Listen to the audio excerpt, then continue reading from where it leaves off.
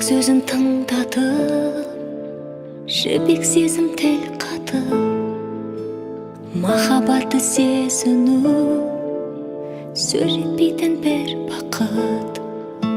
Сол бақытпен күн кешу, айлы түнде тілдесу, екі жүрек әлем, бір ғаламда үндесу. Махаббат деген екі жүрек бір ғалам, қоша